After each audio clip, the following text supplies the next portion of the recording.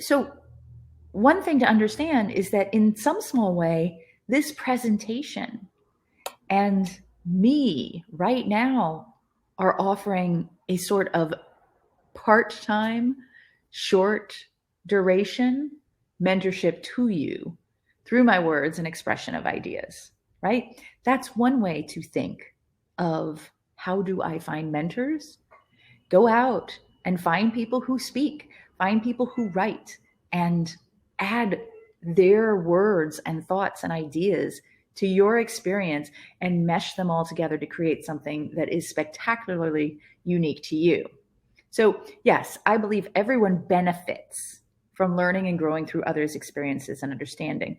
But what about a more formal mentor? I'd say maybe. Like a mentor protege relationship is deeply personal from my perspective and is best when developed more or less organically. Now, I'm going to talk about other ways that it can develop a little bit later. But generally speaking, from my perspective, your best bet is to find someone you really connect with and respect, and then you spend time with them developing a common outlook, and then it becomes more on either or both sides, right? You can look up to somebody who has no idea that they're being a mentor to you. But because you're in their presence and because you're exposed to them, you have the benefit of being mentored, right?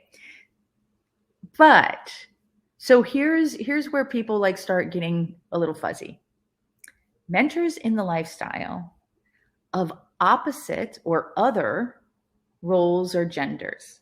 And what I mean by this is in a heteronormative type mentorship, a male mentoring a female, or a woman mentoring a man, or a trans woman mentoring an NB.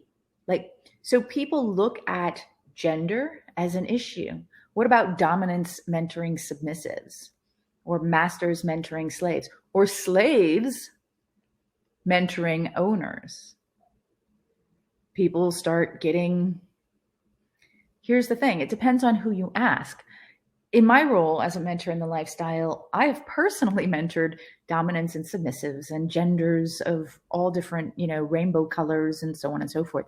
I don't care what package you're carrying with you. I don't care how you identify, except so that I know how to, respect you as a human. What I care as your mentor is what is between your ears and how do you use it? Not what is between your legs and what do you call it. None of that matters to me. Now, there are going to be people who come down on both sides of this. Some people will say dominants can never mentor submissives. Others will say if a dominant hasn't actually been a submissive, they can't be a good dominant. Some people say both of those things, which boggles my mind because I just, I don't understand it. But it's okay.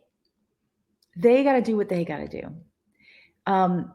In all of my experience and research and interest in kink, my perspective is that I can probably help anyone on either side of the slash in some ways.